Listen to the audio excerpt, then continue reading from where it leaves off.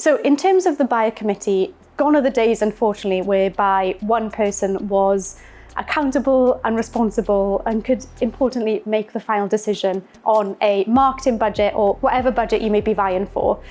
What we find these days is that there is a committee to consider. So our recommendation is to understand, firstly, who is your point of entry.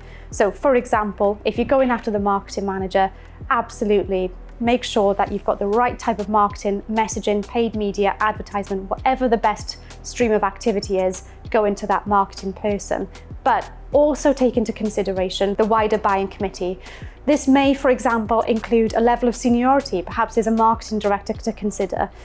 Alongside that, there'll be complementary roles, perhaps a finance director who has the final say in terms of the budget, a CTO or a technical director who is making final decision on where to put some sort of technology allocated budget, perhaps a new website or something to that effect. Now, the critical role of this is to differentiate your proposition and your messaging based on what are going to be the priorities for those two different roles. For example, the finance director is not really going to be prioritizing where the marketing budget is actually spent. They're not going to be thinking about how important LinkedIn advertising it is. They're not really going to have too much knowledge in terms of the intricacies of pay-per-click.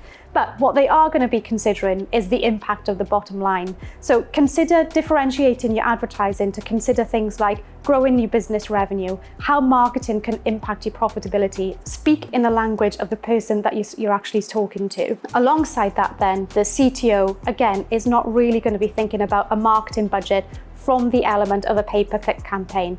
What they are going to be thinking about is the impact of the technology stack change. They're going to be thinking about how the website needs to grow alongside the business, any applications that need to be changed or developed differently. Again, really, it's just about speaking in the language of your end audience. Together then, when they have the conversation, the marketing manager is the person who represents you as the prospective new vendor. But those complementary roles will also have an awareness of who you are, what you can offer, and importantly, how you're going to make their lives easier.